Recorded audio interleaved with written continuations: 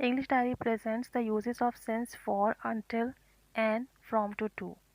ये चारों preposition time के लिए भी यूज़ होते हैं और इसके अलावा भी इस्तेमाल होते हैं। इस वीडियो में हम इन तमाम preposition को टाइम के लिए कैसे यूज़ करते हैं ये देखेंगे। तो first of all we have since। since का मतलब होता है से, and since is typically used with perfect tenses। Use since with the perfect tenses to express a point of time in the past up to now। Since हम आम तौर पर perfect tenses के लिए इस्तेमाल करते हैं और जब हम इसे इस्तेमाल करते हैं तो हमें ये पता चलता है कि माजी के किसी हिस्से में काम शुरू हुआ और काम अब तक जारी है। तो इसके लिए हम सिंस यूज़ करते हैं और एक्चुअल टाइम के लिए, स्टार्टिंग पॉइंट के लिए हम सिंस यूज़ करते हैं।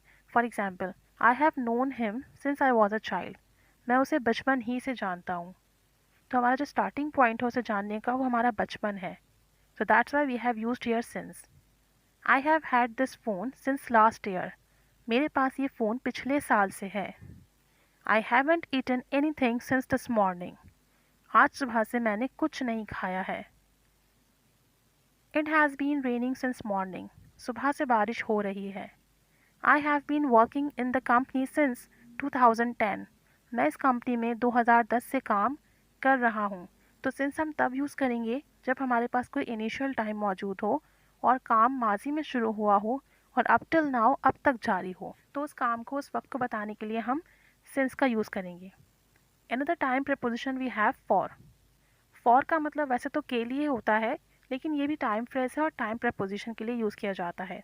जैसे कि when used as preposition of time, for is used with a period of time।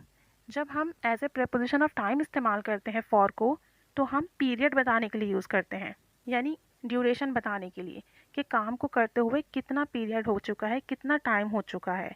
हम इसमें एक्चुअल टाइम स्टार्टिंग पॉइंट नहीं बताते हैं, सिर्फ और सिर्फ पीरियड बताते हैं, ड्यूरेशन बताते हैं। For example 2 months, 3 hours, for few minutes, like this. वक्त के लिए हम फॉर यूज़ करेंगे। फॉर एग्ज़ाम्पल, मैं इंग्लैंड में 10 साल रहा। I lived in England for 10 years. मैं आज सिर्फ 3 घंटे के लिए काम कर रहा हूँ। I am only working for 3 hours today. मैं अगले महीने 1 हफ्ते के लिए छुट्टी पर जा रहा हूँ। I am going on holiday for a week next month. 2 घंटे से बारिश हो रही है। It has been raining for 2 hours। वो 5 घंटे तक काम करता रहा। He kept working for 5 hours। तो इन तमाम सेंटेंसेस में सिर्फ और सिर्फ टाइम ड्यूरेशन के लिए यूज़ हुआ है। 10 years, 3 hours, for a week, 2 hours, 5 hours। तो जब आपको ड्यूरेशन बतानी होगी तब आप फॉर यूज़ करेंगे और जब एक्चुअल टाइम बताना होगा तो सिंस यूज़ किया जाएगा। Now until। until हम तब यूज़ करते हैं, we use until to mean the time, we use until to mean the end time, up to a specific time or a point। until का मतलब होता है जब तक, और ये हम उस वक्त इस्तेमाल करते हैं जब हमें किसी भी काम में आखिरी वक्त का बताना हो या स्पेसिफिक वक्त बताना हो या कोई पर्टिकुलर पॉइंट बताना हो। For example, I will work until 5 PM today. मैं आज शाम 5 बजे तक काम करूँगा। मीन्स मेरे काम करने की जो लिमिट है आज वो 5 PM तक है। I played football until the club closed. I played football until the club closed. मैं क्लब के बंद होने तक फुटबॉल खेलूँगा। तो यहाँ पे भी until के ज़रिए लास्ट पॉइंट, एंडिंग पॉइंट बताया जा रहा है। I am going away on holiday until Thursday. मैं थर्सडे तक छुट्टी पर जा रहा हूँ। Means I will come back on Thursday. The last day will be Thursday. I will wait for you till evening. मैं शाम तक आपका इंतज़ार करूँगा। I have return his money till 2 June. मैंने 2 जून तक उसके पैसे वापस कर दिए थे। The next is from to. From initial point होता है और टू लास्ट पॉइंट के लिए यूज़ किया जाता है।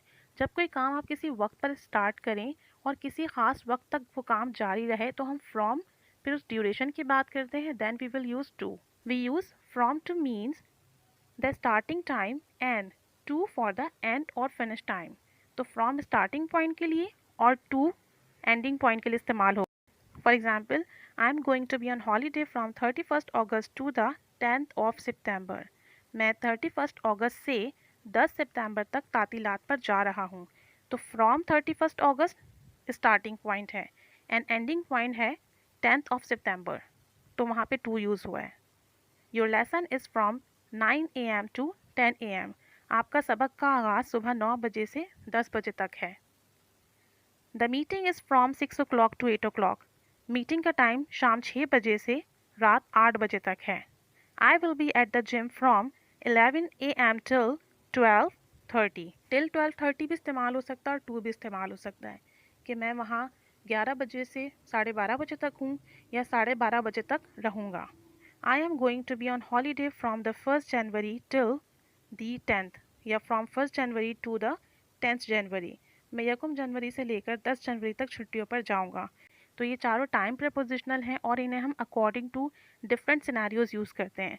सिंस, फॉर, until और till are same and from, to. So I hope you understand this lesson. Keep staying with us. Keep learning English. Thanks for watching.